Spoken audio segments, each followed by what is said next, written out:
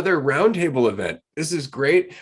We are already joined by Amanda and Mark and Paula, who have all been on the roundtable previously. We do have a few other people who have signed up to arrive a little later on. I think they're probably running a bit late, and that's okay. They can join us whenever it is possible for them to do so. If you would like to be on a roundtable episode, if you have something you'd like to talk about, or you just want to participate, you can do so by just being a tier 2 or tier 3 Patreon member. It's $25 a month or $100 a month. It helps out the Dualistic Unity community. It gets us closer towards being able to do things like the giant fucking billboard that attracts so much attention without having any branding on it whatsoever. I think that's going to be my favorite part about it. It's just going to be in your face. We are one. I am you. You are God, over and over and over again. Not a single Dualistic Unity, nothing. It's just about having the balls to put that up in the middle of Times Square for the sake of it and just fucking leave it there for months. I think that'll be great. But the point is, if you want to help with that, you can do so on Patreon. You also get a bunch of sweet perks, merchandise, discounts on our retreat tickets. You get to chat with Andrew and I like 5 days a week, which is kind of fun if you like chatting with Andrew and I and everybody else who's here, because we're all on Patreon most of the time. This is the core of all of our insights from episode to episode, is the conversation we have with these lovely people. So if you would like to join us, do so on Patreon. And if you can't, that's okay too. Fuck yeah, we got the squad here. I am excited for this chat. But yeah, it's funny. Because Ray set up our IMDb page for anyone who hasn't checked that out. Looks pretty cool. And there is one review on there. I'm not sure if one of you made that review, but I have some guesses. But what kind of hit me as I was reading it is just how uncommon it is for a podcast to be as interactive as ours is. Like having as many, obviously the Patreon groups, but also call and show roundtable. And we just want to keep incorporating more of the community in it, because it's not about me or Ray. It's about the conversation, and whoever is having the conversation, it's all me anyway. So it might as well be as many iterations of me as we can come across. But as I was reading that review, I was like, damn, we do kind of do a lot of interactive stuff. Like I kind of forget how involved we are in just everything about the community. And like, there's not that many podcasts. Look at, like, I don't listen to a ton anymore, but when I did, the thought of being able to, chat with the people who started it all the time and like be on podcasts and stuff is like, damn, that would have been pretty fucking awesome. So I don't know. It's just gets me more and more excited about everything that we're doing. That this is, I think, because it's kind of become like, I don't know if second nature is the right word, but it's not something that I take a step out of and think about super often. But it's like, it's pretty damn cool, everything that's going on in the community. And even like, when your head's down in the weeds of just like doing stuff, editing, making videos, like sometimes you don't always take enough time to pull back and look at what's really going on. So I don't know. It's not that I'm not like giving ourselves a pat on the back by any means, but I just hit me like it's a cool thing that's happening. Just a conversation that is growing more and more, and it's all on you. It's all about you and your willingness to continue to have the conversation and not settle upon answers. And that's really it. Not about anyone just in this call, not about anyone, just the person listening. It's about just it. It's just about the conversation, the willingness to remain in that state of uncertainty that so many people run from. Hell yeah, absolutely. I want to say very quickly that you're not really patting us on the back, because in all honesty, we do this because of the reward that comes from doing it, which is the conversation. I love my job. I love everything about my day-to-day work life. I really do. And it's not because of anything other than the fact that I get to talk about all the best shit with the best people who just want to get something out of their life, which is why I say the best people, because they choose to be the best versions of themselves for their own fucking reasons, right? And I can't imagine a more rewarding thing in my life at all. So it's not patting us on the back. If anything, it's kind of a celebration that this shit's happening at all. Really, it really is. And so we're so grateful to everybody who's a part of it, including, of course, our listeners today. I do want to say one other thing very quickly, because this makes the whole story about our IMDb page a bit cooler. I didn't create it. Actually, it was created on its own, and it includes our nomination in last year's People's Podcast Awards, which I thought was just great. And of course, there's a storyline, which I kind of laughed at. And I know a few other people, when they caught that, did as well, because, you know, they obviously haven't listened to the podcast. But just the fact that that's out there. And there's a bunch of other stuff out there. I found a review the other day on a platform I didn't even know existed at all. In fact, I'd like to share it very quickly, and then I'm going to pass this over to Paula. Finally, something makes sense. I just wanted to reach out and say thank you for your content. I've been seeking something for a long time, but I've been realizing after listening to your podcast that almost all of my suffering is just me not allowing myself to be present. Tonight at work, I got some news that really began to bother me. But while listening to your podcast, I was able to allow myself to just be in the moment and let that feeling dissipate. And I really had a moment of clarity. And well, I can't even put it all into words, but just thank you.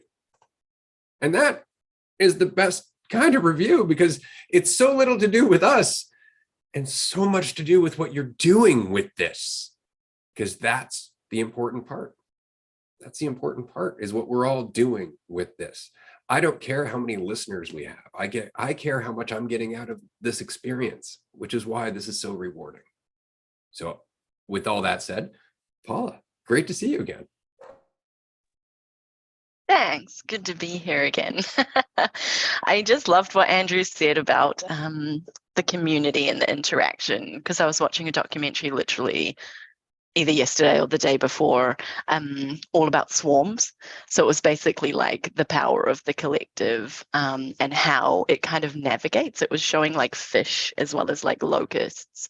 And I think it's that idea of everybody contributing, right? So they had this example of some guy, I'm not going to do it justice, but he's basically like, I think everybody's an idiot. Like, this is my hypothesis, so let me do a test. And he basically asked the public, you know, a crowd, did a sample size of like, how much do you think this cow weighs? And everybody got it wrong. But when you put it all together, the median was like 2 kgs off the weight of the cow. So it's just like this power of the collective, and kind of, especially in this community, like bumping into things, like finding the edge, but in a non-judgmental way, having people around you to be like, okay, maybe that's not quite the right direction. Like, how can we like micro adjust here? Or really them just being themselves allows you to see that when you hit those walls, I guess. And yeah, they were talking about it in really cool stuff in terms of like, you know, space exploration, instead of just sending like one solo kind of robot onto Mars. Like, if you had 100 of them, kind of, then if 50 of them fail or kind of go off in the wrong direction, at least you've got the rest kind of like navigating together. And I just loved that imagery, and it was exactly kind of in line with what Andrew was saying. And that's the power of the community, and I love it for the same reason as like everybody is really just caring about themselves, but in the least selfish way. Absolutely. That's one of the things I really enjoy about Discord, is that everybody is there to share, whether it's their insights or their stories or their passions or anything. I know Amanda recently hosted a free yoga Zoom on the Discord for the community. And what was great was the fact that it was free, and it came from a place of being, I'm going to do this. You want to join me? And that was the only intention behind it. There was no other ulterior motive other than just, I'm doing this. If you're free, we can join, you know, that kind of thing. I know a lot of voice chats happen on our Discord between members frequently. Sometimes people watch movies together. These are the things that matter. Far more than talking about, you know, the here and now and how we're all one and all that other shit. It really is the connection that starts to inspire you to want to look deeper within yourself and to let go of your assumptions of other people. It can't just be an intellectual exercise. It has to actually come from some place where it has meaning to you. And that is our connection. That is our moment-to-moment experience. And so I love the power of this community. It really is the best part of Dualistic Unity. It's funny because when I think about Dualistic Unity, only a certain portion of that is the podcast. And it's interesting, that process of, you know, the conceptual discussion, you know, the depths of that, and then the reality of our experience. Because once you get to it, spot, not saying that there's a spot, but you go deep enough into recognizing that like the here and now is all there is. My conceptual idea of myself is not the reality of what I am. It's like, okay, and then what?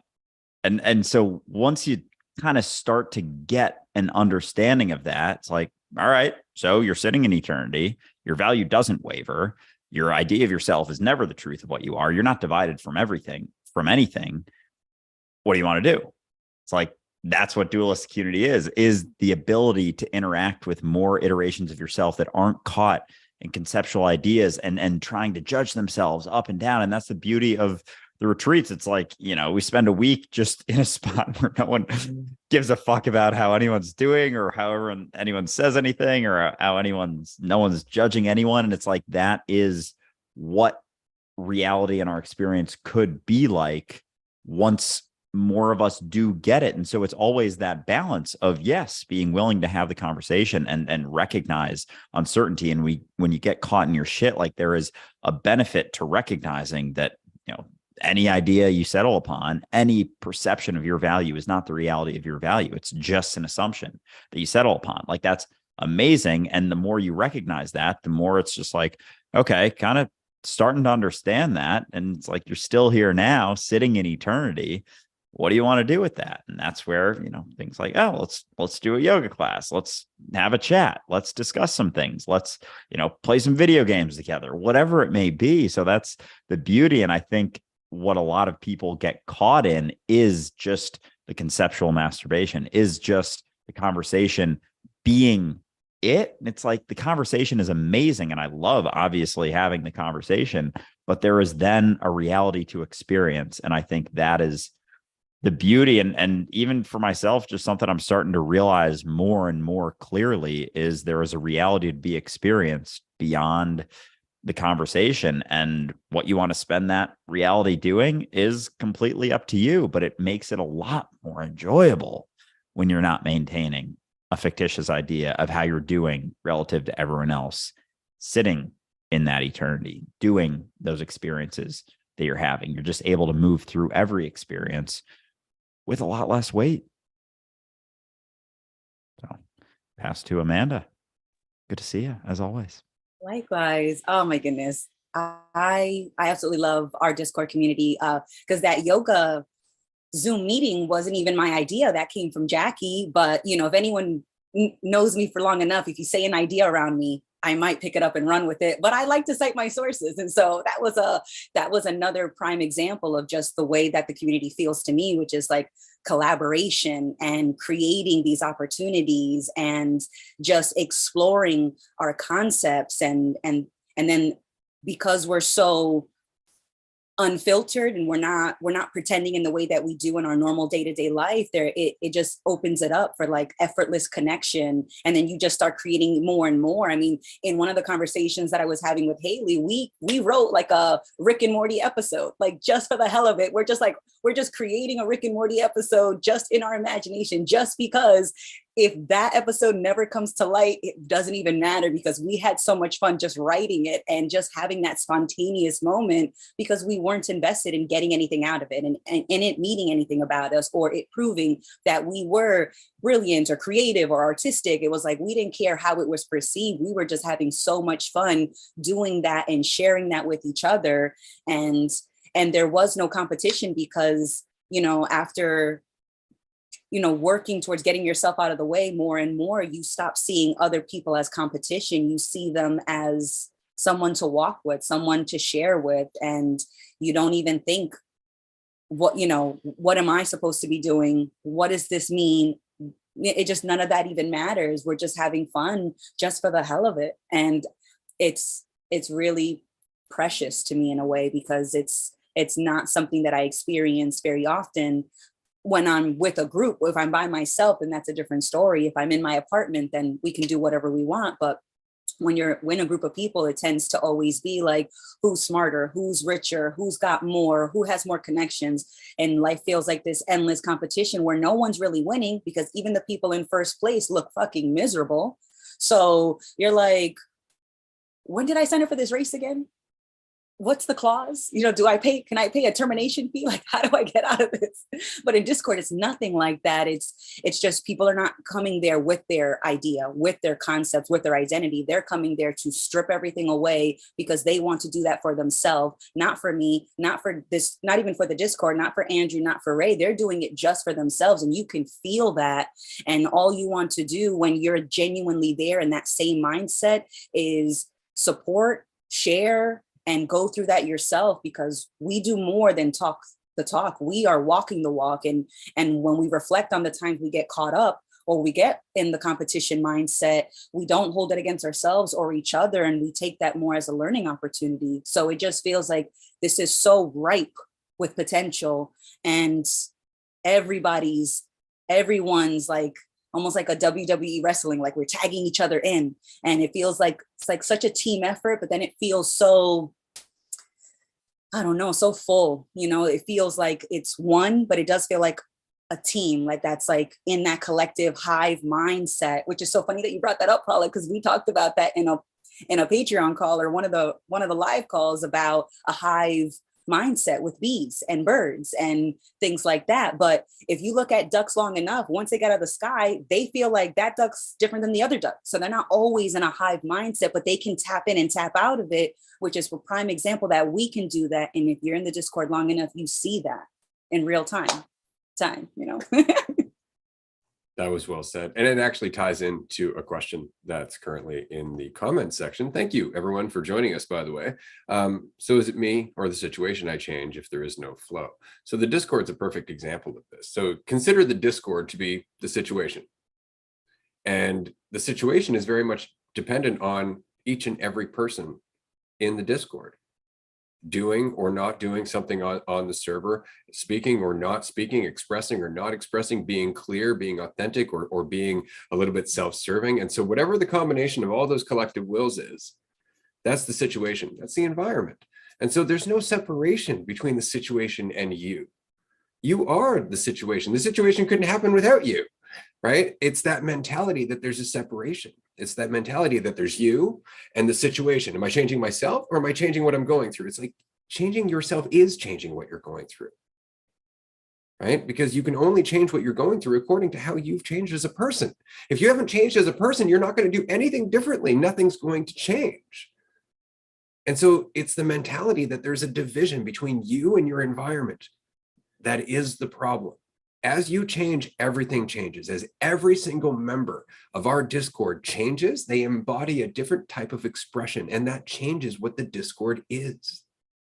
It's not ever just, oh, it's a Discord, because that mentality lacks the nuance of each and every person who's participating in it and ultimately making it the environment that we are all a part of and experiencing. So to answer your question, you are change. You are change. You are the whole situation. You are the all and everything of the moment that you're experiencing. It couldn't happen without you. You changing is it changing. It changing is you changing. As long as you keep that in mind and you don't get stuck in an idea, that's what makes you stagnate. Well said. Yeah. I mean, that's really what it comes down to, is letting go of that conceptual idea of the conceptual division between you and the situation, like recognizing that you are it, recognizing that you are impacted by it no differently than it is impacted by you. And so there isn't that dichotomy that we always believe there to be, but that's what we maintain. We maintain conceptual ideas of us versus the situation, us versus everyone else in the situation. And as soon as that conceptual division comes in, it's the fear of the comparison. Because if you're involved in a situation, but you aren't the entirety of the situation, there is you versus every other thing you deem to be a part of that situation.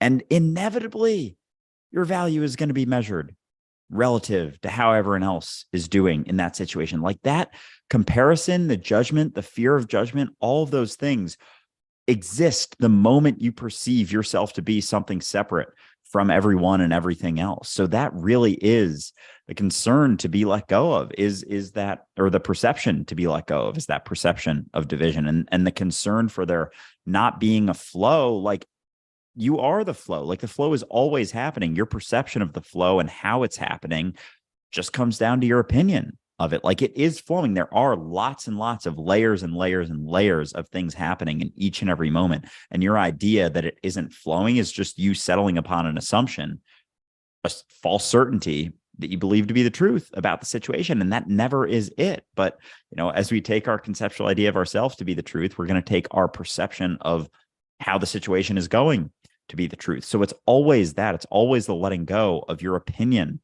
of how the situation is going. And your idea of there not being a flow is the thing to be let go of, because that is the idea that's kind of reinforcing all of the division that you're perceiving between yourself and the situation. And so as you relax into that uncertainty, you're able to let go of the concern about how you're doing, how you're performing, and all of the assumptions that you're making with that, because none of those are ever going to be the truth. And what you're left with is just you here now doing things, just doing things, not doing things poorly, not doing things well, because again, those are just assumptions. So it really is that, just being willing to sit in that uncertainty. I don't know how this is going. I don't know what this is leading to. I don't know how I'm performing relative to everyone else. And if you can sit in that and be okay with that and follow all of those statements up with, and that's okay, like, you continue to be the flow of reality. And that's all that the flow is just continuing to be reality without a conceptual idea of how it's going.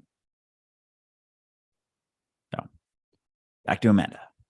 Oh my God, it's amazing that we give so much weight to our perceptions, and we forget all the times that we've been so wrong. Like, when I think back to like certain situations, I was like, damn, what the hell was 20-year-old me thinking? Like, I was so full of shit. And not that I'm not full of shit now. I just mean that, like, it was just it feels so obvious when I think back to it that I'm like, damn, how did I not see it? It was me. I was living it. I was right in the center of it, and I couldn't see the walls of shit around me. Like, what the hell?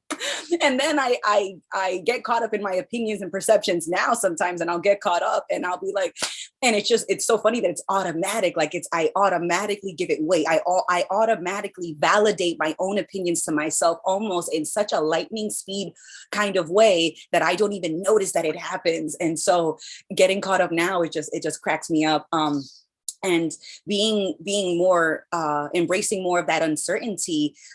If I think back on all the situations when I relaxed into uncertainty, or I didn't relax because I was holding on to my perception, my assumption, my opinion, when I was holding on with white knuckle grips, it always was rougher. It always felt like I was going against the river. But when I relaxed into uncertainty, it was really, at least the way that it felt to me, was me trusting myself to figure out whatever was going to happen, however things were going to turn out, exactly like that. Like, I just was going to figure it out. I didn't know how I was going to figure it out, but anytime I relax is because I had like a trust, and I was like, it doesn't matter. It doesn't matter how we think of this situation. It doesn't matter if we think it's bad, if we think it's good, if it's challenging or not, whether we think that we're equipped or not, whether we've been in something similar or not. I just trust myself to figure it out, because that's what we've always done. Every single one of us. If you're sitting here, if you're in a chair looking at your computer and you're in a relatively, safe place, like, you have been figuring out day zero till now. Like, as if you weren't, you wouldn't be here. So technically the results are speaking for themselves. So anytime you have that doubt, be like, yeah, but I made it. I made it through every shitstorm. I made it through every horrible, challenging, difficult, painful, embarrassing thing in my life. And it didn't kill me. Or at least it didn't kill my entire experience. Maybe it killed my perception of thinking that I'm superior to the situation. But, if life has been anything, it's been humbling in terms of like the attachment to my identity. Anytime I feel caught up in my identity, the situation humbles me to expand past that zoomed in little me complex, So it just feels like trusting yourself is technically something that we've been doing. And it's just noticing that, and then just reminding yourself to just keep doing it. Well said. It's funny. It's just noticing that. I was having a conversation with my daughter earlier today, who is, of course, in the middle of her teenage years and trying to figure out why people are so fucking self-involved. And I was trying to explain that we go through this process of learning balance, right? Like we meet somebody, we come from a place of lack and need and insecurity.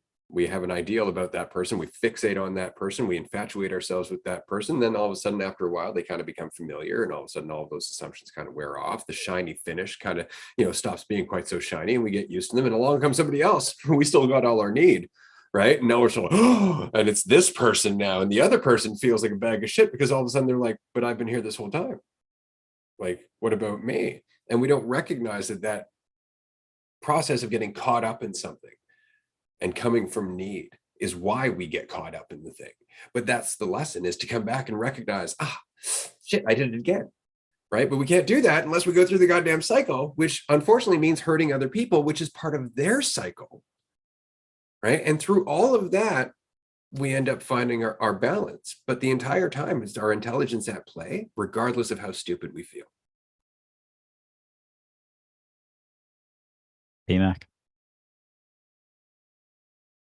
You guys are speaking to my soul today. Unlike every other day. I loved what Amanda was talking about in terms of, I don't know, like taking that step, like that leap. I think the first one into the unknown is the hardest one, because all of your survival instinct is where you've been living up until that point. And your survival instinct is about knowing exactly what the next step is going to entail. And so the very first one is like taking a step outside of your survival instinct. And so everything about that is like, you're going to die if you do that. We have no idea. And so don't do it. Ever. But I don't know, that leap is like divine. You just find your eternity, and it takes, I think, that safe space that I found at Dualistic Community to be like, oh, what if I just let go of everything that I've ever known before? Like, that sounds scary as shit, but there is like this place that I can just try. Like, I can just be myself and see what the fuck comes out. Yeah, it's like you come to that spot where it's like, what if everything I've always believed to be the truth isn't? What if that's the case?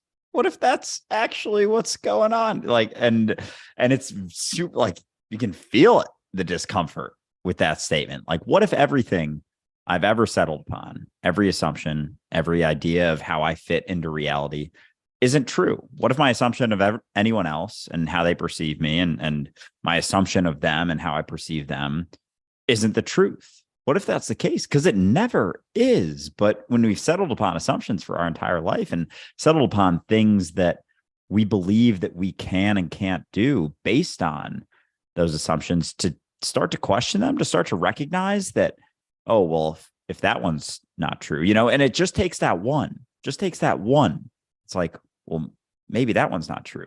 And you dig into that a little more and you're like, wait a second, it's not really true. And then it just like unravels. And that's very much been my process, is like a couple little subtle recognitions. And it's kind of just hitting me now after you're saying that, PMAC, how much it's like just the subtlest recognition that something that you believe to be the truth isn't, allows for that process to continue. And so we're always running into things like that. We're always running into situations where like, no, this is definitely the truth. And then there's the opportunity to think like, well, maybe it's not.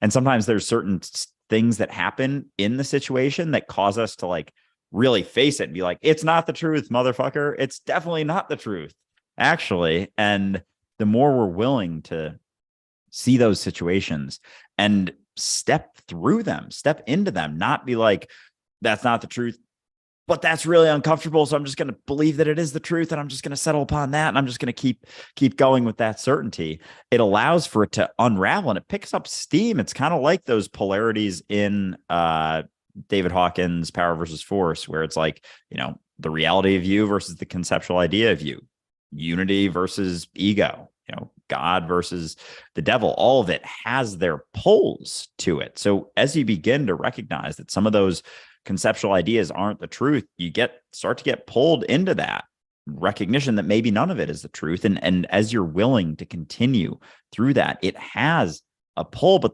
doesn't mean the pull from the other side doesn't fully go away, but it does get stronger the more willing you are to continue on that path. And that's the experience of freedom. It's like the shackles getting released, essentially, is that process of looking at things that you believe to be the truth and recognizing that they aren't.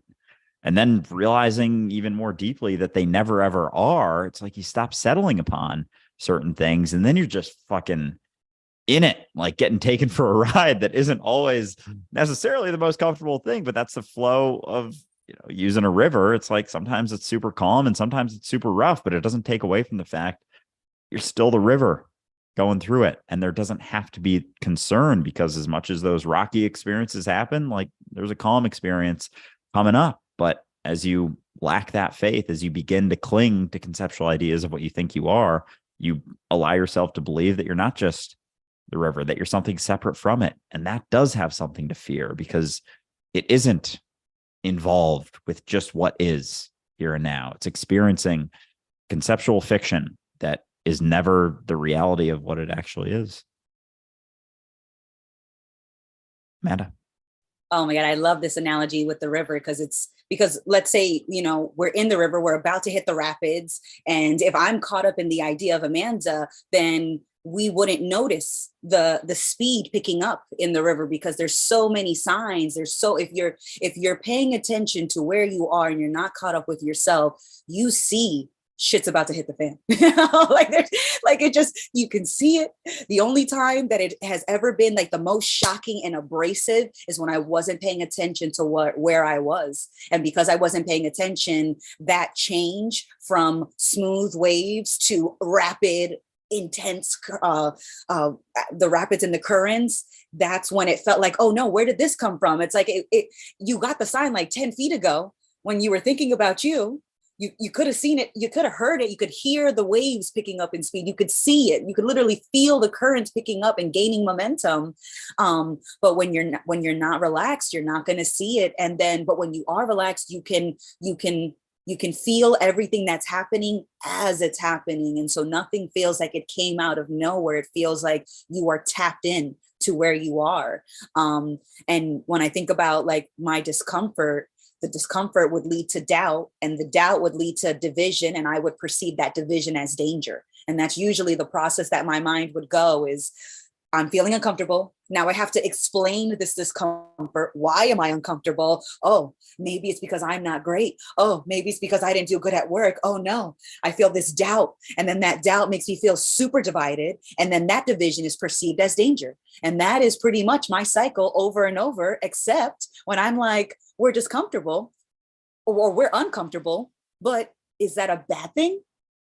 Do I want to be feeling like sunshine and rainbows all the time? Like, what kind of life experience am I also looking for? What's the ideal that I'm not living if I'm quote unquote uncomfortable? And it's just that uncertainty of not knowing, but that not knowing is not a bad thing. In fact, I prefer not knowing because it keeps the mystery, and then life still feels like a challenge because it doesn't feel like I'm fighting something. It feels like I am learning something, and I can't learn something if I know everything. So there's a lot more acceptance with just embracing the discomfort as a challenge to collaborate with the moment that I'm in, with the people who are in it with me, and exploring that, and then deepening that connection to both myself, others, and the moment as a whole. And so that feels like a way better experience than just knowing everything and never feeling uncomfortable. Well said.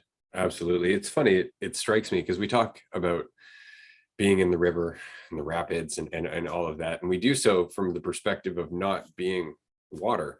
Because if we think about it, the water itself isn't afraid of the journey. The water's not afraid of the rapids. The water's not afraid of any of what its direction is. And why? Because it's fluid. It has no reason to have a preference. It has no reason to have a fear because it has no form it has to protect.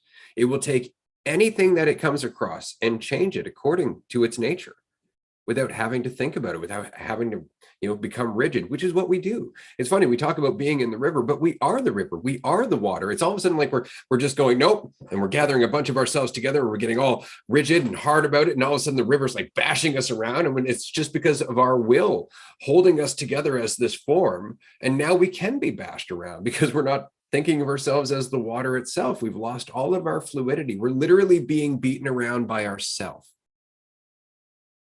just because we can't accept that it's us. And as soon as we do, well, then all of a sudden the direction is just fine and we don't have to think about it. And it comes down to that feeling. And Andrew and I were talking about this earlier this morning. It becomes almost uncomfortable at first because you're so used to being rigid and having an idea of where you're going and what's happening and what it means about you and all of that. And when all of a sudden, all of that becomes irrelevant, you're just going down the river and you're kind of like, should I be concerned? Like, is there something I should be worried about here? I'm not sure what this feeling is. Like, it's fun, but the part of me that's afraid is like, is there a waterfall at the end of this? What the fuck is happening? And the problem is, as soon as you do that, you become rigid again because you are the water. Why the fuck do you care about the waterfall? Sounds like a fun ride. Oh man, it does. I'm picturing with the analogy, whenever it's like, it's funny because we'll use the river analogy and then someone will bring it back to being like, yeah, but no one's floating on the fucking river. You're the fucking river. You are the water. And so I'm picturing like from someone looking at the river and say there's like a group of water droplets within the river that don't look any different from the outside, but they're having this conceptual experience and start to perceive themselves as divided. So from an outsider's perspective, looking at the river, they can't even notice anything. But then it's like the drops of water are like suffering and they're still just doing all of the things that they would be doing flowing down the river. But they're like, oh, fuck, this shouldn't be happening. I wish this was happening, blah, blah, blah, blah, and making all this noise. And then someone looking at it from the riverbank, like couldn't even possibly notice anything because it just is the river. But because it's perceiving itself as not being the river, it's having all of this struggles, all of this suffering. And that's just like someone, taking a step back from Earth and seeing the flow of humanity just happening, just reality happening. And then all of these people are suffering, feeling really bad, feeling really good for all of these conceptual ideas and assumptions based on how they're perceiving their value to be in each and every situation. But it's just an assumption. It's just a perception. So you see these people play things out, and it's just like watching the river, watching droplets of the river, believing that it's not the river, experiencing so much fucking mental anguish because it's not recognizing that no matter where it thinks it should be going, no matter what it thinks it should be doing, no matter what it thinks it should be feeling, it's feeling what it's feeling. It's doing what it's doing. It's going where it's going. And its perception of where it should be in any way, shape, or form is fucking irrelevant to the reality of it. And to get to the point Ray just brought up, like, it's funny. And Amanda, as you were talking, like, I've been feeling just like internal sort of shit. Like I went out on Saturday and like drank more than I have in a while. So there's definitely an impact of alcohol going on. And like, I'm now 28. And so hangovers are a little bit worse than they were when I was 22 or 20.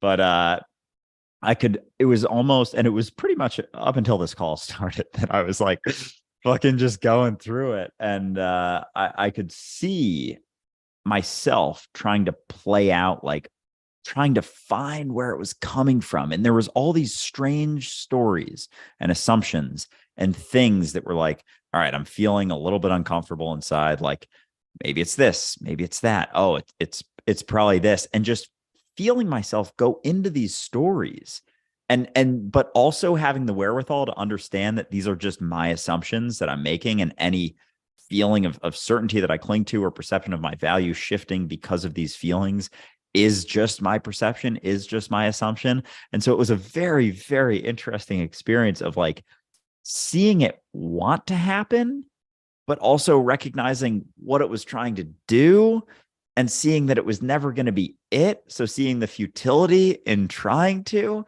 and it was like this really weird back and forth. And it kind of felt like, how I perceive a rockier part of the river being. And just for that experience, believing that I'm not the fucking river, making an assumption about where it's going or that I should be feeling differently than I am, was the assumption that I was making. That's the ultimate assumption that I was settling upon. And yeah, I was going through it and realized that it, I shouldn't. And I get it, you get it conceptually, but it's different when you're going through it. And it's just about riding it out. And so I always find it interesting how we like to just settle upon assumptions about what we think should be happening or what is happening that never is. And it's just about your willingness to let go of those assumptions that allow you to continue to be the river going where it's going. So, PMAC.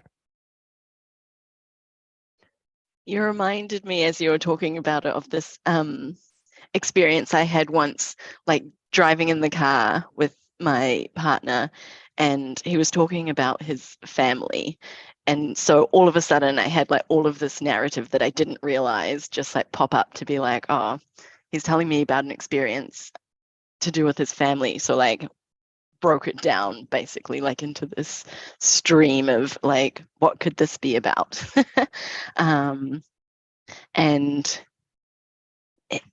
I think I was trying to figure out exactly like what he was trying to say based on my narratives. And he said this one thing, and it basically like confirmed in my mind that it was not accurate, the assumption that I was making. And so I literally watched my mind close it as if on a computer screen, I was just going, abort, like that one is not applicable anymore. And I was like, oh shit, like how many tabs do I have open? A lot. And then it's funny because then we wonder why we feel confused. Because there's not enough processing speed to get anything done to any degree. And so you're just waiting, clicking at the screen. Like, come on, do something. Not recognizing every time you click, you're making it worse and worse and worse. And it's just because you're impatient and you want to get moving, but you don't recognize how many times you overcommitted to opening too many fucking tabs that are still open by habit. It's just open by habit or worse, because you're afraid to close them. God, if I get rid of this thought, what will I be without that? What will I be if I don't worry about Todd and how he's going to judge me when I go to work tomorrow? Who fucking cares about Todd? What other insight could you be having that doesn't involve Todd? Close the tab. You know why? Because when you get to work, Todd will be there, and then you'll interact with Todd, and then you'll leave. And you don't have to open a Todd tab to do that. You can interact with it in real time, save yourself all that processing speed, and then start closing other tabs because now you've recognized that you can. But we forget, like, we can juggle a lot. And we juggle things in our subconscious in ways that we don't even recognize. That's why all of a sudden we'll hit a trigger and we're like, Jesus Christ, where the fuck did that come from? It's like, it's always in there. You're just not paying attention to it, right? Because it was a tab that was habitually open. Right. And so it really is important to recognize where you're committed to these things. And it's your assumptions. It's the narratives you hold on to. It's all of the things you need to think about yourself and all of the things you need to think about everyone else by virtue of how you think about yourself. It's one of those things where you're like, oh, I don't like going and doing that because I don't do those things. Well, obviously not, because you just told yourself you don't.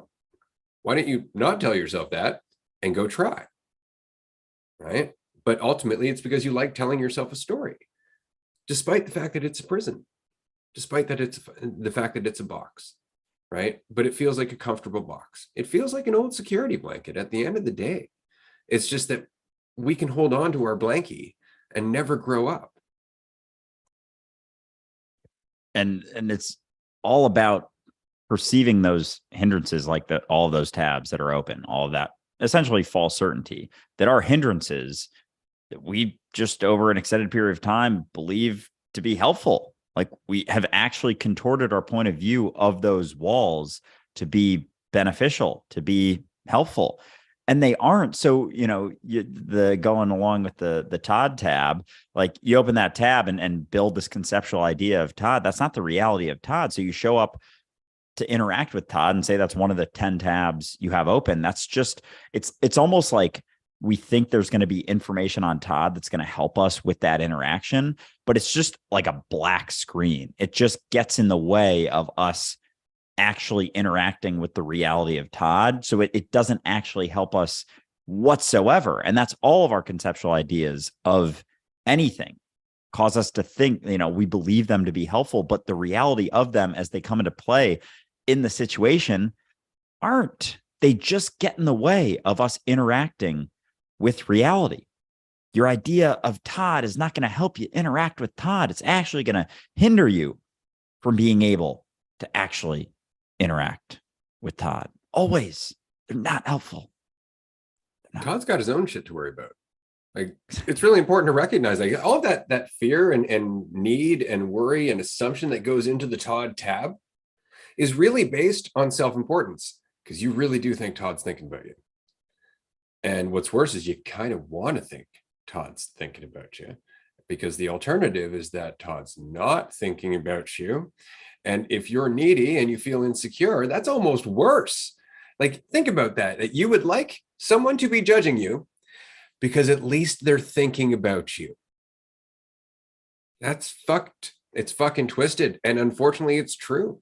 The alternative is to let go of your self-importance and recognize that everybody is just as fucking busy with their shit as you are. So it has nothing to do with you having less value. It has to do with them being their own priority in the same way that you're your own priority. But how fucked is it that we start to actually expect us to be somebody else's priority? Like, obviously they're thinking about me. Why? Well, because you're thinking about you. There's a lot of people doing a lot of shit out there. It has nothing to do with what you're doing. But we will always make the assumption that if I'm thinking about it, if it's something that I would do, obviously it's what everybody else would do. Because again, there's that uncertainty that goes otherwise. Otherwise, we have to recognize we don't know. We have to let go of all the shit that we think that everybody else is thinking about us and actually start to make decisions for what's important to us. And that's the reason that we don't stop thinking about other people and our assumptions about them. It's because to do so means to take responsibility and change ourselves. It's way easier to focus on other people changing. Amanda. Oh my God, I love this. And no hate to the actual tabs out there, just a name we're using just for ha-has. But in terms of like the tabs and how much shit that we've got going on, I couldn't even guess. It's just too much for me to even think about, because this has been going on since the beginning. And then the reason I think that we hold on to these tabs of other people and their expectations is because we've been trained to, we've been conditioned to. It's you have to care about the opinions of others. Other people can see what you can't see. And when someone tells you something, it's for your own good. And you have to listen to others, and just creating this environment where you're respecting the authority of your peers, the authority of the system, the authority of your employers and your partners and things like that. But there's just been so many times where, I've had people tell me that like I'm weird, and really what I think what they wanted to say but couldn't was just that I was free enough to do whatever I wanted. That was perceived as being weird, but it was just me doing something silly, something that didn't fit the status quo, something that didn't fit the normal structure and narrative that we had. And I was going against it in small little bits, but that was being perceived as a negative thing because they couldn't do it. And so I'm so glad that I didn't take that too seriously. And I think a part of it was because I've always had such a fascination with books. And so I could read multiple books at one time, and that taught me that I could be in multiple storylines at one time, that I could jump in and jump out of them, that it wasn't so fixated.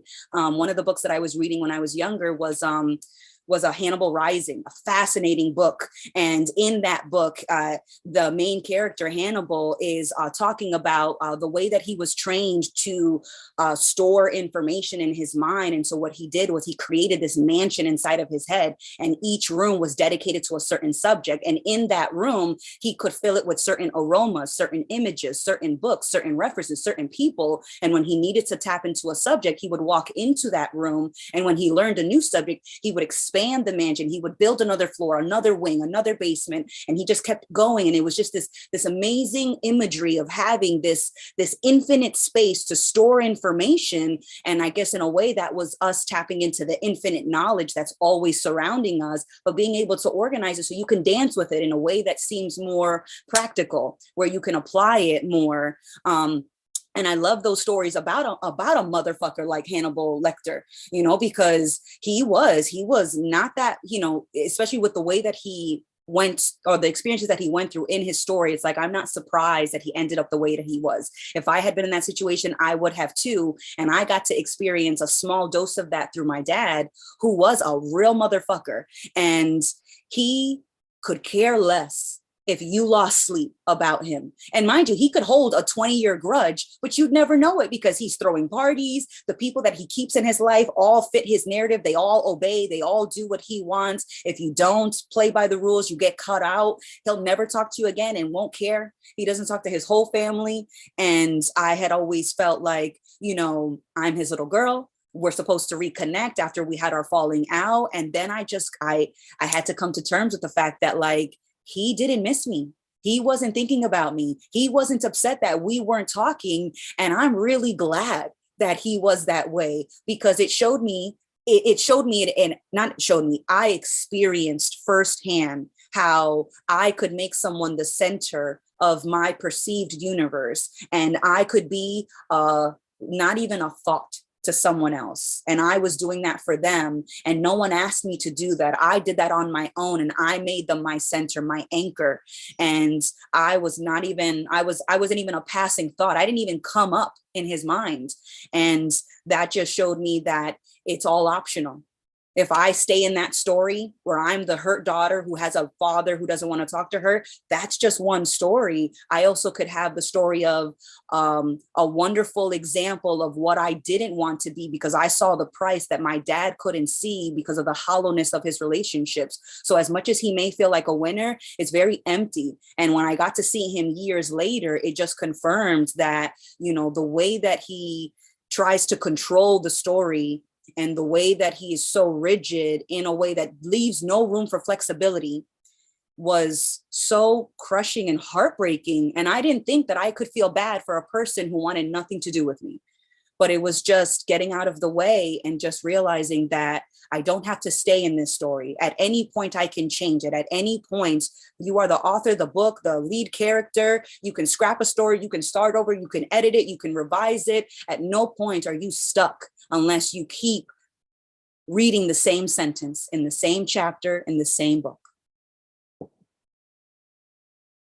Well said. Really well said. That, because that's it. Like, it's the continuation of that story, the unwillingness to, you know, there's the phrase turn the page, and there's obviously certain situations that are easier to turn the page on, but we continue. Holy shit. Yeah. We just continue reading the same fucking page over and over. Like, this is me. This is what I am. And it's like, dude, you're on page 2. Like, there's a whole book. You just continue turning the pages. There's going to be more. You don't have to settle upon that assumption. You don't have to settle upon that story. But it's, you know, there's certain things obviously that are easier said than done. But I think in recognizing any of those more traumatic experiences or situations that are incredibly difficult to go through, the recognition that they never had anything to do with you is what allows you to begin, you know, toying with the corner for the next page. Is like, oh, wait, this didn't actually have to do with me. This didn't mean anything about my value whatsoever. And in recognizing that, whatever the situation may be, in understanding that this doesn't make me worse, this didn't make me better, it doesn't mean anything about my value whatsoever, you can keep stepping through it. It doesn't mean there aren't going to be a continuation of the memory of that page that's still there. But the further you get, the more pages you read, the more involved you are with the continuation of your story, the less impact that page is going to have on the rest of your life. So, Pastor Ray or Mark. Mark, good to see you, man. Welcome. Great to see you. Hi, thank you. Hope everybody's doing well today. Just, you know, I just wanted to mention another aspect just of, you know, discomfort. I'm finding myself, and I'm very happy about this, but I'm really finding myself getting more and more comfortable in the discomfort. And I'm getting to where I'm, you know, over the last few weeks, you know, I've been moody a few times, more so than I had been recently, just over stupid stuff. But as I've kind of, and I realize it pretty quick, and I'm just like, oh, you know, and and I'll run my mouth for a minute, let myself curse a little bit, whatever. It's fine. And I know what I'm doing. So it is what it is. But, what I kind of noticed, just watching what Mark's doing is, there were some things I kind of got back, I was kind of getting back into, just some really benign habits, just some routines that I had before that I kind of hadn't been messing with so much for a bit. And just kind of was, kind of in those a little bit. And I think that was kind of, doing it to me. I've really found, with practice, because I've been practicing really hard, especially with trying to, one of my biggest things is just being anxious and worrying about, how I appear and how people perceive me and those kind of things. So that's been the kind of things that I've really focused on as far as, pushing myself, really all year, since I got here. But that's when I really focused the most, because that's where most of my struggle has always been. And the more that I do that, we've said frequently, over time, this does get easier. And I would agree that for me, it's definitely getting easier in a lot of senses. It doesn't mean that I'm not having my, my days. We do, and that's why we're here. We don't want to forget that. We're always want to fuss, I'm so mad at myself because I backslid. Well, no, I'm not. I'm fine with it, because that's why I'm here. I kind of, I want to see what it's like to get pissed off and curse a little bit. There ain't nothing wrong with that. So, and I definitely have practiced that a lot, but, so all of it's good. I'm all good with all of it. But, I am noticing that I am less comfortable now when I notice myself in old ruts. Like, that's what's really getting on my nerves. I'm just like, well, I used to be super comfortable doing that and reacting that way, but I don't like it now. I want to do something different. I'm just really starting to feed off of challenging myself. And it's because I've been trying to do that. I don't want to say that I'm not scared of it, that it doesn't make me nervous, and that I don't have to stand in the house sometimes for 30 minutes before I'll decide to allow myself to leave looking a certain way that I don't know if other people will like, but I like, so I do that all the time.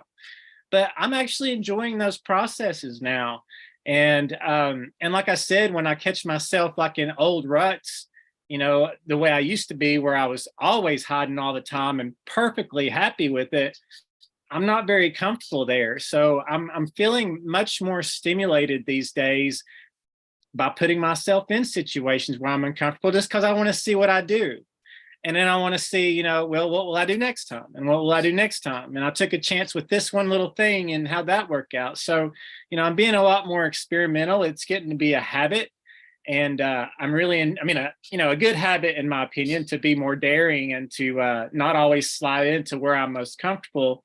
But I'm actually developing a genuine appreciation for it, and I'm enjoying it, and I'm getting a very strong deterrence from any thought of going back to where I was, and that's what's helping me. Like I said, it doesn't make the dancing and the swinging back and forth and all those things go away, because I understand that that's part of the fun too. I just need, I just keep my eyes open and watch it happen. But I really am learning, and not even forcing myself, but I really am developing a real appreciation for being uncertain and uncomfortable, because I've learned in the last almost 6 months that that's the only place I've really felt freedom come, and I've really felt a release of things that I've carried my entire life is when I push myself, and when I am in those situations where I really don't know what the fuck I'm going to do. What am I going to do? Am I going to stay in the car and not go? Am I going to hide? Am I going to clam up? Am I not going to talk? Am I going to go hide behind so-and-so? But I'm really interested, because I keep pushing myself out there, and I'm going to keep doing it. So I just kind of wanted to share that too. We talk a lot, especially lately, and it's always going to be a conversation about, swinging back into the illusion, and worrying about forgetting, and worrying about how hard it is sometimes, which it always will be. But there's also the other side, and there's there's times when it's easy, and there's times when you appreciate everything else. And then for me, those times are getting to be more frequent, and I'm really happy about that. Man, you just made my day. I got to tell you, because there's nothing like going home. feeling like you're going home. And that's really what it does. And what you're talking about, we're going back to a mentality that at one point was our life. We lived in that place, man. We explored everything without fear. We explored everything without any thought as to why we shouldn't. That's where we came from. And then we got stuck in school where we were judged for every fucking thing we did, not just how we passed the test, but how we interacted with everybody else, whether we listened to authority or not, whether we did what we were told or dressed the right way, or whether we were planning for our future in the right way. There was so much pressure all the fucking time over anything you did. So why the fuck would you want to challenge yourself? Why would you want to get into growth? Because immediately there's fear there. Immediately there's stress. So it's its own fucking deterrent. So we actually learned to stop being ourselves because we are growth. We are that experience of just enthusiastic curiosity. That's what we are. That's our intelligence at play. So I feel so fucking good to get back to it. But how far away from it did we get just because of these stupid fucking institutions that are constantly trying to measure our value and thus making us afraid that we have none? Got 49 years away from it because of all that bullshit. That's all right. Like I said, I don't regret anything. I appreciate where I'm at now more so than I ever possibly could if I didn't have all that bullshit to remember. So, but totally true. And that's the reason this community is so powerful, because I know in my life, being 43, you being 49, we come to this stuff and we go through all these trials and tribulations, but it means something. It sits and it settles and it actually spawns new insights. And then we go and talk to people in the community who are 20 years younger than us, sometimes 30 years younger than us, and they're taking it and they're changing their lives. And so it's not about the water droplets, right? We're part of the river. This is why it's so important that we go through these things, but learn from them. And it's about time we did.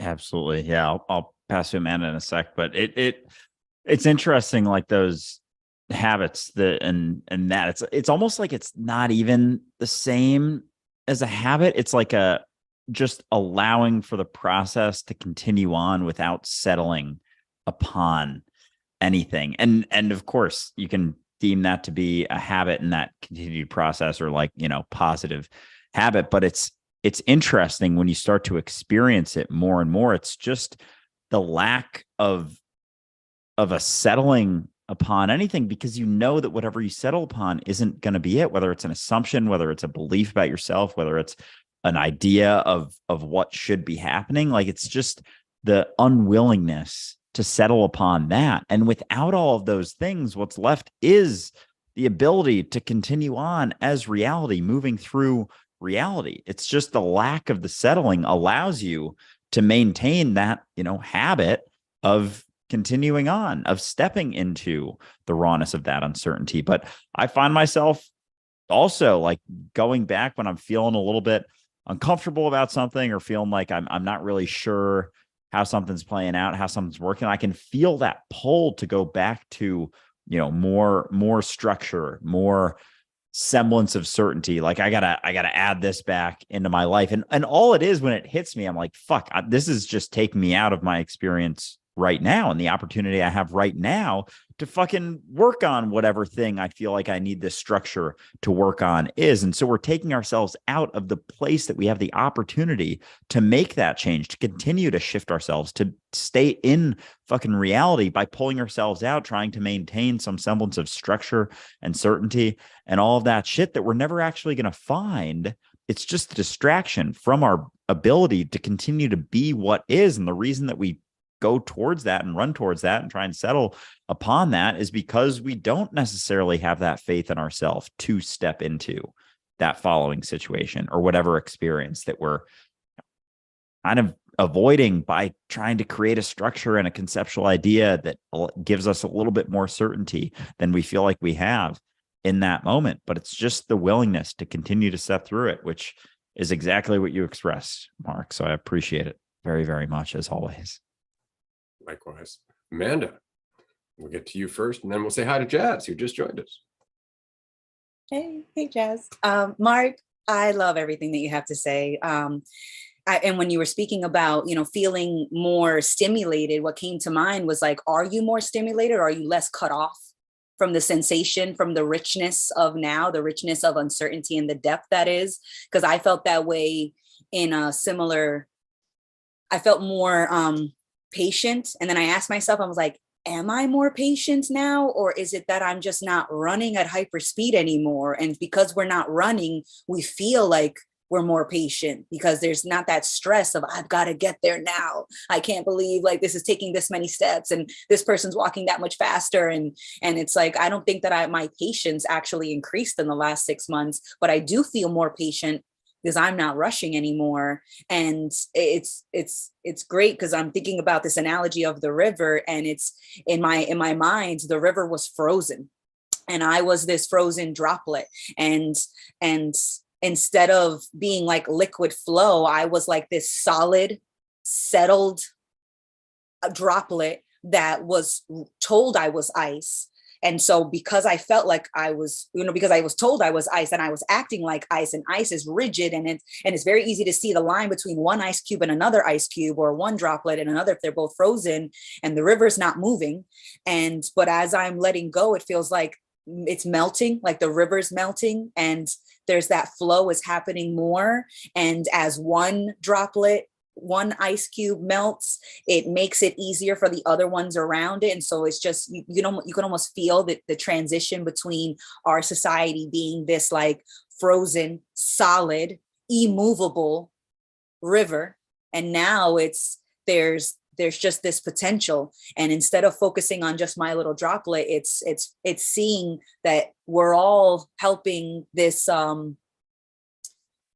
state of like false control and false certainty, and that is the ice, and that's melting, and you can see it. And it's amazing because it doesn't feel like it's supposed to be that way, because I'm so used to maintaining the structure that I was born into, raised in. And so it's like, wait, so I'm not supposed to be a socially approved droplet who maintains its structure and maintains itself. Like it's okay to flow, which made me think of like the song in Willy Wonka, there's no knowing where we're going. And I was like, oh no, we're on the river and we're going. And it's like, there's no knowing.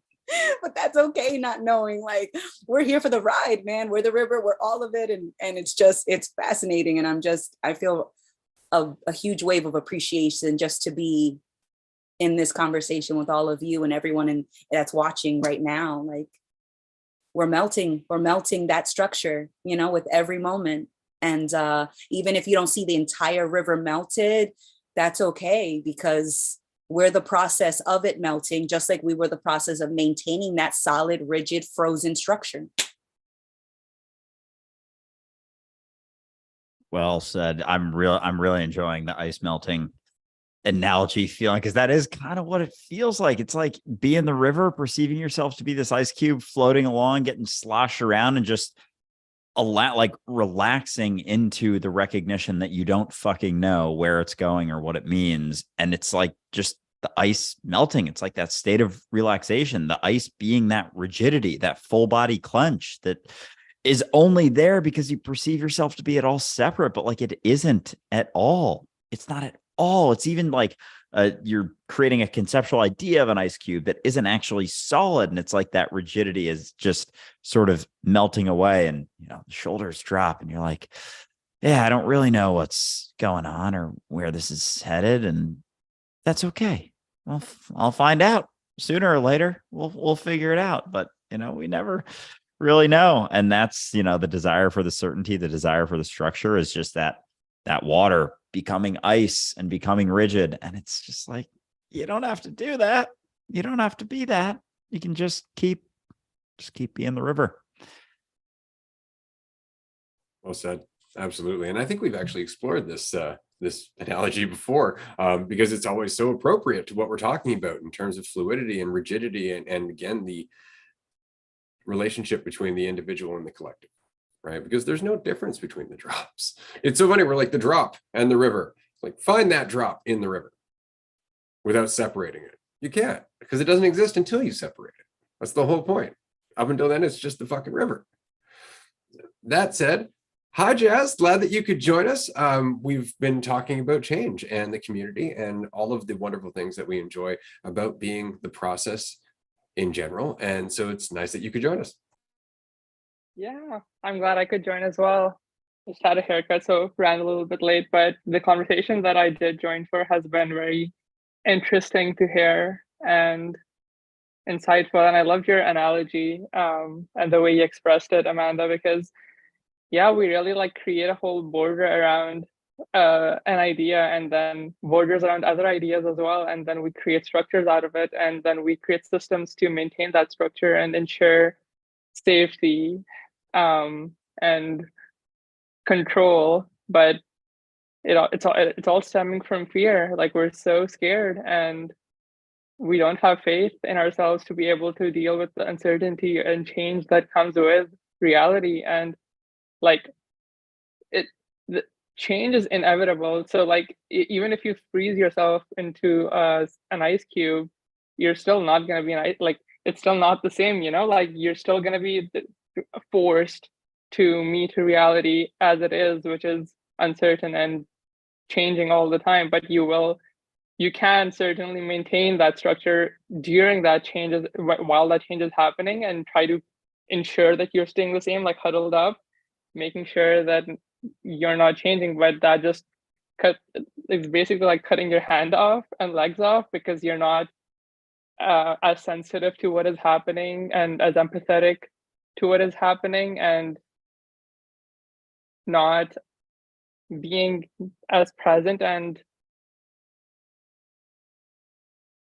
trusting yourself that you can handle whatever is thrown your way, and that it will inform the process, and that there's something to get out of everything, because there is something to get out of everything. And I've been noticing that more and more often lately, that for example, when I was at the barber, I was thinking about how, well, fuck, I really want to go to the round table. Let's get this over with. Why are you spending like half an hour styling my hair? I don't give a shit what my hair looks like. I just wanted it cut. We could be here half an hour before. But then I was like, no, let's just be here. And then I really started appreciating what it felt like to be one with the barber, and just like appreciate that process of my hair being styled from her perspective. And it didn't even feel like her perspective. It felt like one moment happening, and it was really beautiful. Yeah, no, that's awesome. I definitely feel you with that. The experiences that we have becoming, when you're not so caught in the conceptual idea of yourself, of just, being that entire experience, and without that idea of how you're doing and how you're being judged and all those things, like, it's just every experience is full, and there isn't this sort of dichotomy between like a better experience or a worse experience. And because you're just what is, and you don't need your value to be dictated based on the experience, like, you can go into anything and get a shitload out of it, like get a lot out of every situation. So there aren't necessarily, obviously you can still maintain preferences, and based on the experiences you have, you're like, okay, I have these two options, I'm gonna pick this one. But there isn't quite the amount of weight. It isn't like, I need this to happen and I need this to happen out of this situation, or else everything's gonna implode and explode. It's like, yeah, I'll pick this one, but like, I could also be down for that one. And because that you don't know where it's going to go or what it's going to mean. And so you're just willing to step into each and every situation, because you are, without the idea of yourself, the entirety of the experience. So you're just the whole thing. So there couldn't even be anything left to judge, unless you're maintaining that conceptual assumption about how you're doing within that situation or how it's going. And it's all just fucking assumption. And so there isn't the need for things to happen in a certain way, even looking down the road, to like, oh, well, I hope this, going into this situation, I hope this doesn't happen out of this situation. It's like, you also don't know where that outcome is going to lead. So there's less concern for that. So then there's less concern for the situation that you're in and where it's going. And so there's just nothing to settle upon anymore. And even your discomfort isn't something to settle upon and be like, well, this definitely means this. It's like, yeah, you don't know about that either. And so it becomes more and more difficult to settle on stuff the more you go through it. And I think, Mark, to your point, like, that's sort of the habit is as you get into it, of course, there's going to be certain situations that bring up a little bit more of those feelings that like, tip you over a little bit where you're like, oh, I want some certainty. I really would like some false certainty right now. And you like grab it, but then you experience the consequences of that. And then you're like, oh, yep, still consequences doing that. And then, you learn something from it and it just keeps going on. But it is that lack of concern for which situation is going to happen that allows you to just continue stepping through each and every one without so much desire for it to go a certain way. Because even that way that you want it to go, you don't know where that's going to go. And becoming okay with that allows you to step into anything, really. Nice. I just want to take a quick moment because, of course, we need to do some announcements from time to time. We still have a few tickets left for our Vermont mini retreat. The tickets are now publicly available on dualistiCunity.com. They are no longer just early access for Patreon supporters. So you can get those tickets now, or you can join us in November 11th to 19th in the Netherlands for a long retreat. This is going to be fantastic. There's going to be 34 community members there. We have a wood-fired hot tub, which is going to be fantastic. It's going to be just a hell of an experience. And if you can join us for any of those, we would love to see you. Aside from that, we're doing some other stuff going into next year. We've got a trip to Australia planned. We've got a retreat coming in February-ish in Virginia, as well as we've talked about a camping trip next summer. So there's a lot of stuff. And if you'd like to keep on top of everything that's happening, do join us on Patreon because it's absolutely worth it for you to do so. If you happen to have a business or a podcast or a product that you think would be ideal for our community, you can actually advertise here on the Dualistic Unity podcast. Just go to podbean.com/dualisticunity and you can register there and you can put your advertisements on our podcast for the community to hear. And of course, we appreciate it because it helps fund more of what we're doing here at the community. That's about it, except for, of course, wherever you are listening, wherever you might be accessing this, if you could leave a review or a like or a comment or anything, it really does go a long way towards helping us. And so I just wanted to say thank you so much already for listening as far as you have. Anything that you do is ultimately gravy to us because the conversation is its own reward. And there was another question here. Is this a philosophy of mind channel? And I would just like to say that this is a reality channel. Whatever that might mean. We question everything. We move beyond philosophy because philosophy, while it might feel good intellectually, is still just conceptualism. And we want to move past the concept to the experience of what is, the recognition of what is, the understanding that there is more than just our perception of what is. And so if you're interested in that, if you're interested in growth, if you're interested in community and communication and connection and everything else, do join us on the Dualistic Unity podcast and our Discord and our Patreon channel. We've got a lot of shit going.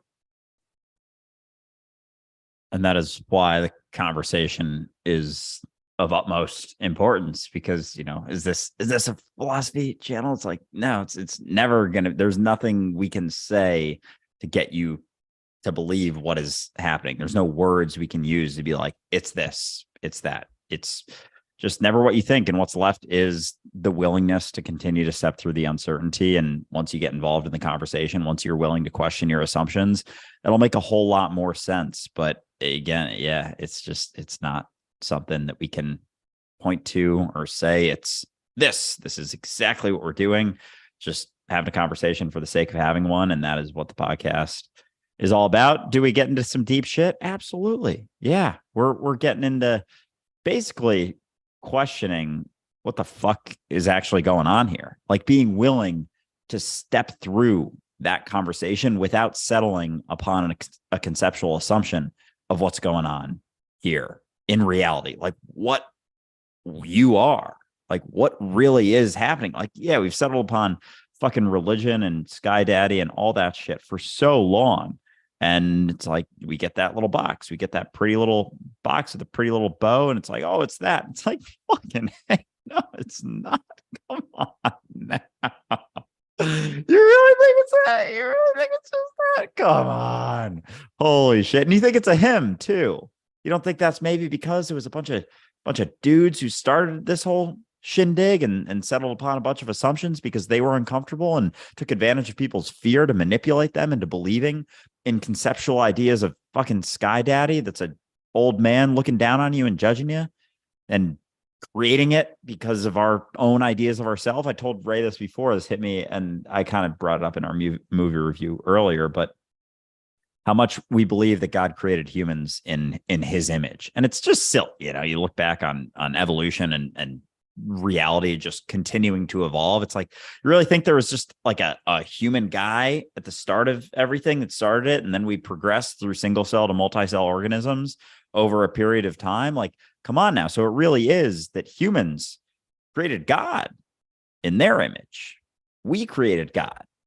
We are the creators of God.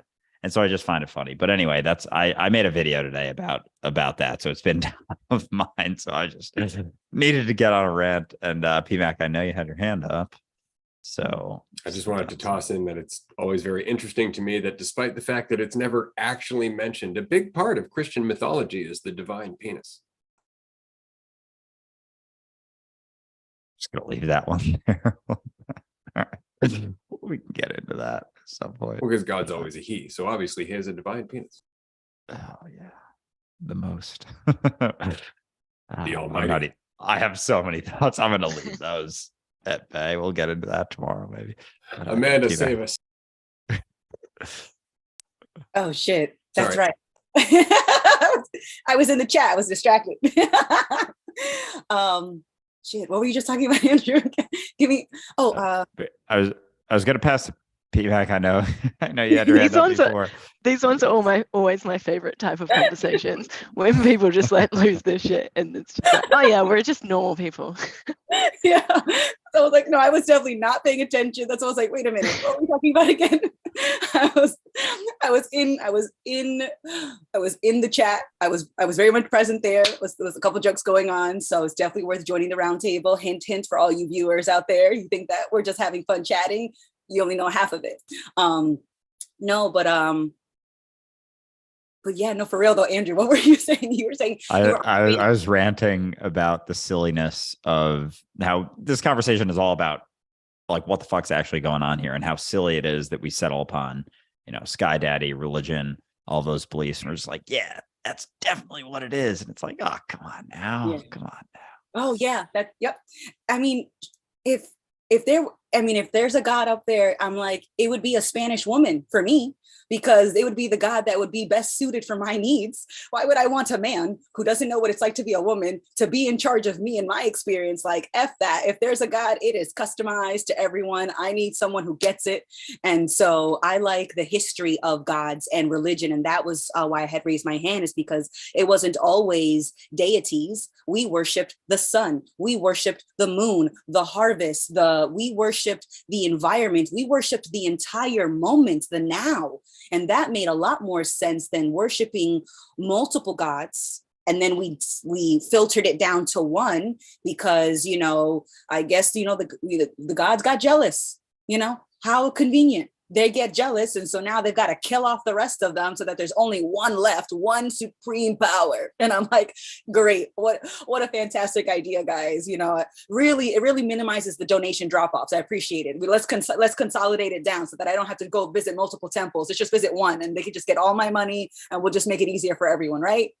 I was like, no, but that's why I have such a fascination for history, because this has been such an old story that has been changed so many times and copy and pasted with different authors and different contexts, but it's all pointing to the same thing. You want someone in your corner, and so you paint the ultimate ally, and then you want to worship that ally because you'd rather have an imaginary friend, just like a kid who has an imaginary friend in their room that they talk to, and they talk to them about Fluffy. You know, like I see no difference between a child's imaginary friend and the gods and goddesses that we've created. And so just to have fun with it, I had changed my last name. So that way, instead of the last name being super patriarchal, that was like, you know, officially my daddy was this man and this is my name and I belong to him. And so I scrapped it and I went through the process and I just created a name that was entirely inspired by women and Hera, the Greek goddess of women, because I was like, well, screw this. Like, why do I need to marry someone or have someone give me their name. I can just make it myself because we've all been making this shit up. So I might as well have a lot more fun with it. And I like that it, like, there is not even like one drop of testosterone in my surname. We have cut off all that. We've cut out all the dick energy. There is nothing but ovaries, nothing but estrogen over here in terms of that one name, just because. And there's not like a corner in my apartment that has like a Hera Greek goddess statue. We don't worship her. We don't worship the idea or the concept. We only took the name because we thought, why not? But I had to submit it to the system, and I had to have Court Daddy approve that name change because they had to make sure that I wasn't duping the public. And I was like, that's rich, right? It would be you who could see it. A hustler knows a hustler. So if I was duping the public, who better than the system that dupes the public to know another hustler when they see them? But apparently, we're pretty smooth because the paperwork got approved. I've got a name, and I'm like, just have more fun with it. And so I love sharing that with people because a lot of people didn't even know that that was an option. And it's like, everything is an option to some degree. Everything is possible. And the thing that stops you from making an option something that you tend to experience is because you tell yourself that it's not an option, not because it doesn't exist, not because you couldn't pull it off, but because you tell yourself that you couldn't do that. And I did the same thing at work where I changed my work email so that it was Amanda Von Hera at the company's .com. And somebody asked me, they're like, I didn't even know you could do it. I was like, you couldn't. I'm literally the first person to do it just because I said, fuck it. We're going to shoot our shot. And what's the worst that's going to happen? We're going to get told no. Like, that's it. Like, that's the worst thing that could happen is a no. I think I could live with a no. So let's just pursue that option that technically wasn't even on the menu. And now we have it. And so now there's just that pushing of the boundary. Like, is the line, which makes me think of myself as a little kid, because I was a smart ass. I'm like, I used to be a little kid. I'd be like, is the line here or here? And now as an adult, now I strategically ask the system, is the line here or here? And how movable is this line? And what paperwork do I have to submit that I could move the line? Because if I've been paying attention to the system, the line is always moving. And the line moves depending on who's moving it, how they're moving it, who notices that the line's moving. But cops break the law all the time to enforce it. People use the system to abuse the system. So it's like, do we really have to follow all these rules? Do we really have to think that you can go left or right? Why not forward or backwards or diagonal or, like, there's just so much more flexibility in the system. And it seemed so rigid, but it's actually pretty malleable. So I say, if you think you can't make something happen, question that doubt and just explore it, because the worst that's going to happen is that you either confirm that you could do something you didn't think you could do, or you get pointed in another direction where it's another path that you didn't even know existed, but it's just explored anyways, and just find out and enjoy the exploration while you're in it. Because even if you get that destination, that's not the whole point. Enjoy the walk, enjoy that process, and try to have more fun than you're told you can. That's right. Join the party, because that's what we're doing here. That's all you're doing by allowing yourself to be more of yourself. You're joining us in being more of ourselves. You don't even have to join anything. That's the best part. You're a party of one. We just happen to be you. So thank you for all the work that you're doing on your life, on yourself, on your perspectives, on your assumptions, all of that shit. And I think we should all take a moment to recognize that, Amanda, swear to God, man, if we could just plug into you and run a fucking generator, everybody would have power. It's fantastic. But I just want to say very quickly before I pass it on to Andrew and then Jazz, that what we're doing here at Dualistic Unity really is an experiment in potential. We're throwing everything we've got into it in terms of attention, authenticity, enthusiasm, curiosity. There's nothing about this that's really bent on making a lot of money, except for the fact that we want to create a resource that we can use to create ripples that we all know should be created, but everybody's too fucking selfish to create them, right? This is a party that we're having, and that party, as it grows, is going to build resources and energy.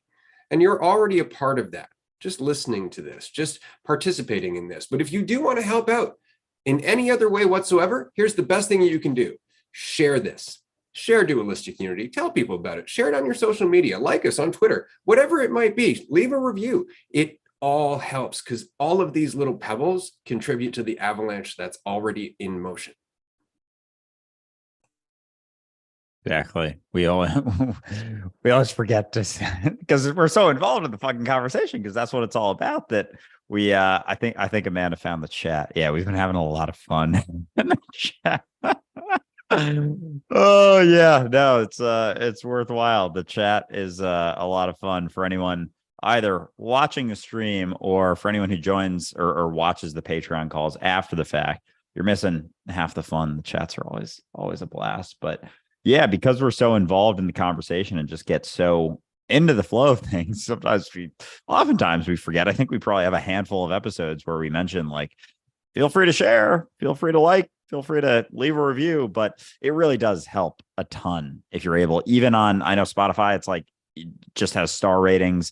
Apple does offer reviews, but it seriously does help a lot. So if you can take a minute or two to do so, if you are enjoying the podcast, to do one of those things, it is greatly appreciated, and it goes a long way. So, and you don't have to say anything specific. Understand, if you want to leave a message saying, I really fucking love this because it's confusing, cool, that's just fine, right? At least you're enticing people to go and check it out and wonder what the fuck it's all about. So it doesn't matter. You don't have to worry like, oh, I don't know if I'm going to say the right thing. Saying anything is the right thing because it's better than silence. yes. Yeah, when I was writing the review, that was one of the thoughts that came to mind was what do I even write? And then the words just started coming out and I just didn't stop. And once there were no more words coming out, then I was like, okay, this is a review.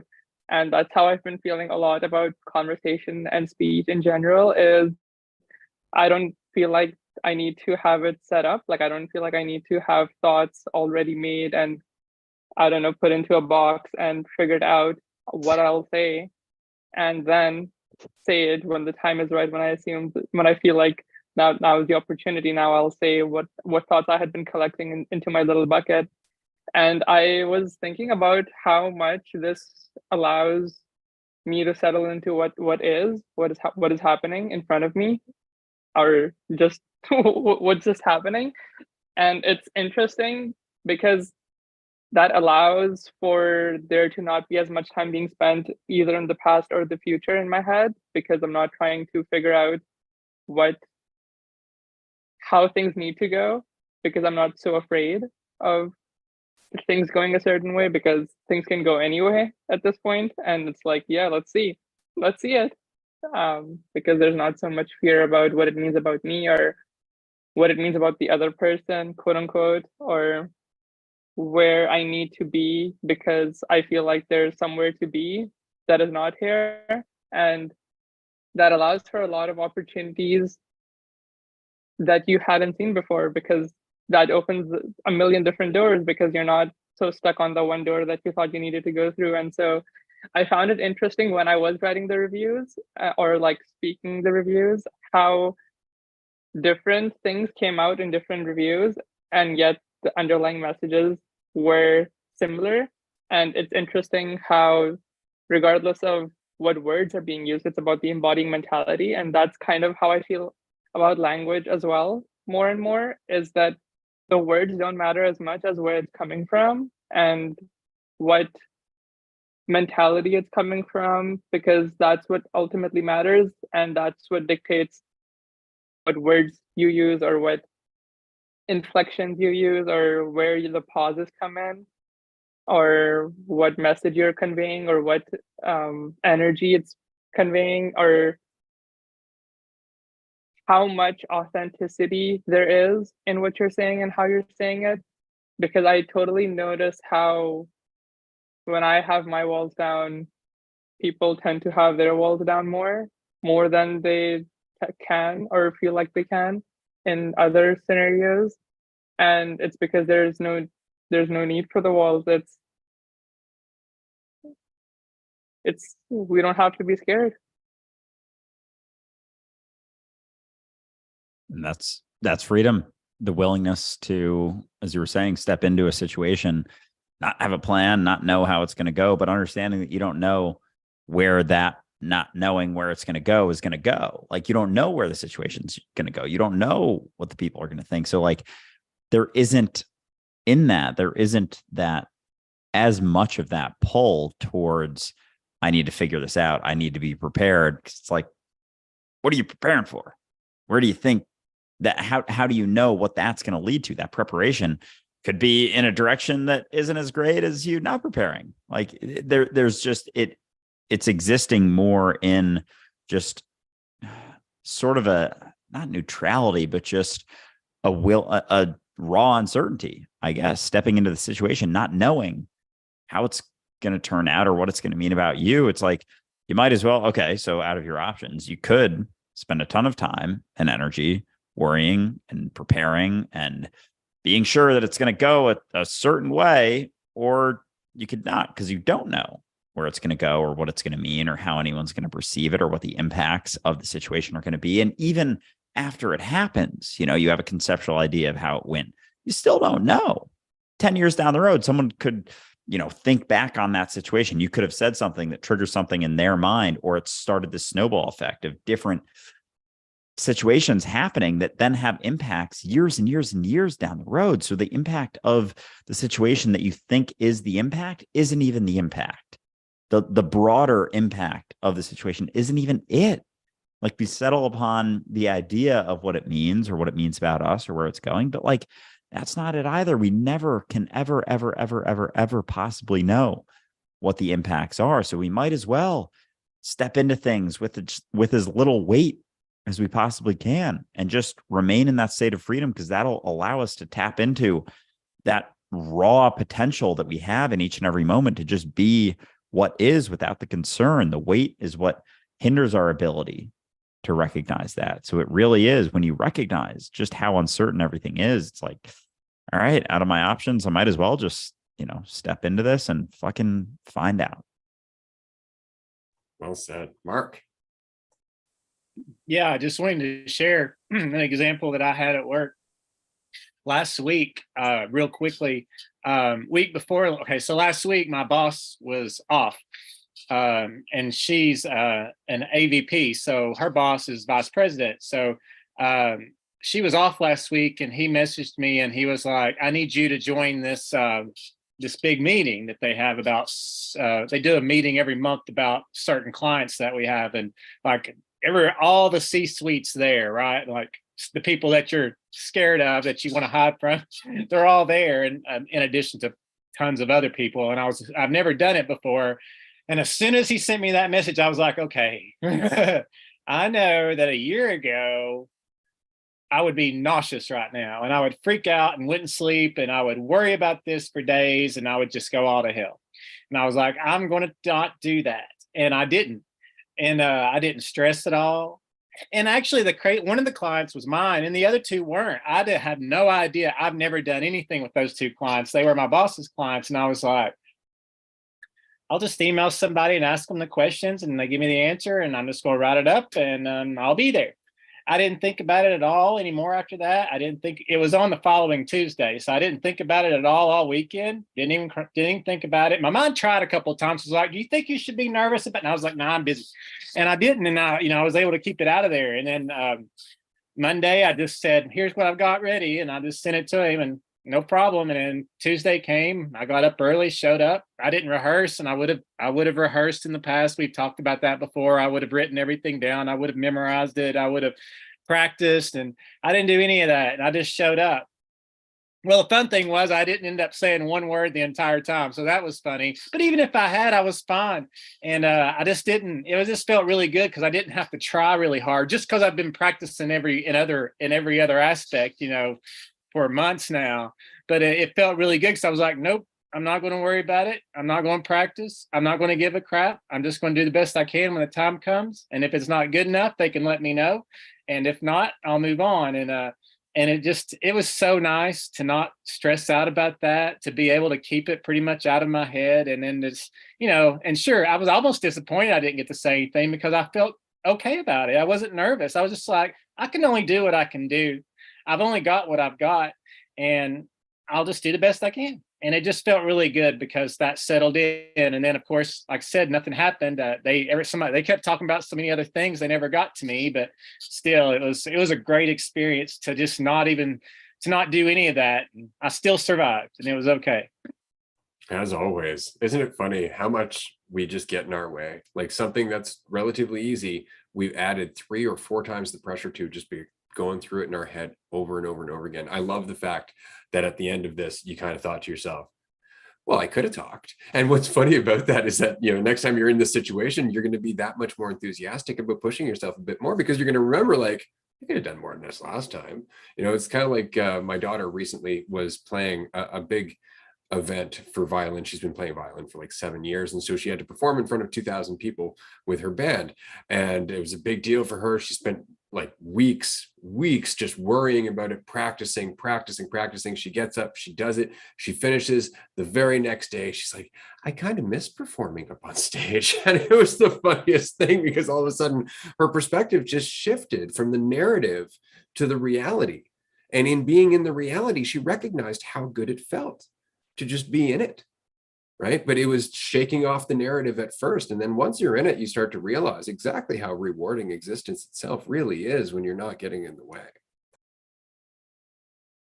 Oh man, it's unbelievable. And that's awesome to hear that she's able to experience something like that at her age. But yeah, that's like, it frees up everything when we're not so concerned. So it has to be like going through those experiences and getting caught in the concern and finding out, because that's like, it really is an expression of, perception of reality versus actuality of reality. And the buildup to a certain situation is all concept. It's all ideas and fears of things happening that couldn't even possibly happen. The fear of that value dropping based on how a situation turns out isn't something that actually ever exists in reality.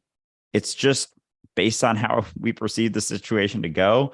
We make an assumption about our value relative to that perception, and that's all that it ever is. And so recognizing that more clearly allows you to continue to step into those experiences. But it doesn't mean that there isn't still like the overlaid carryover from our past, from past experiences, from situations that we've been through. And that's the continued process of just stepping into those situations like you did, Mark, is what shakes those. It like shakes it enough that we drop a few of those, weights. And as we continue stepping through them, as we continue stepping into them, like it gets easier every single time. And you realize more and more clearly as you go into them without the need to feel like you have to prepare for your idea of how it's going to go.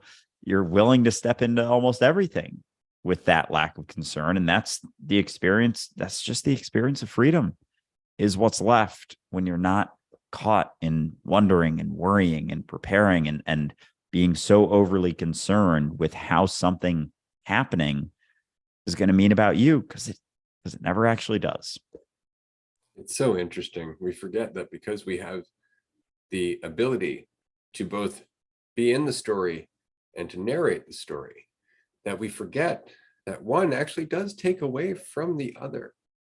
You can focus on the narration, but it takes away from the part that you're playing, which takes away from your ability to align with the play that's happening. And so you can't enjoy it, even if your part is incredible, because you're not actually in it.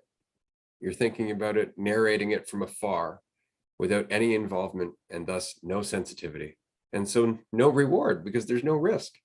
You're just telling yourself a story in order to feel some false security. Let go of the story. Play the part. You have been anyway, and now you can make the most of it. On that note, I think we're going to wrap up this roundtable. Holy shit, I love these conversations. If you have not joined us on a roundtable, definitely join us on Patreon, tier 2 or tier 3. There's merch, there's a bunch of rewards. It's well worth it. And you get to be here with all these brilliant fucking people having this awesome conversation without having to settle on anything, without having to get anywhere. There's nothing to do except this. And it is awesome. I'll pass it over to Andrew and we'll wrap up, and we'll continue on Patreon in 15 minutes. Yeah, holy shit. I think this might have been not just one of our best roundtables, but like one of our best episodes. This is a lot of fun. I really enjoyed this. But yeah, appreciate all of you for being here. Appreciate anyone in the chat. Appreciate everyone for tuning in after the fact, and excited to chat with many of you on Patreon in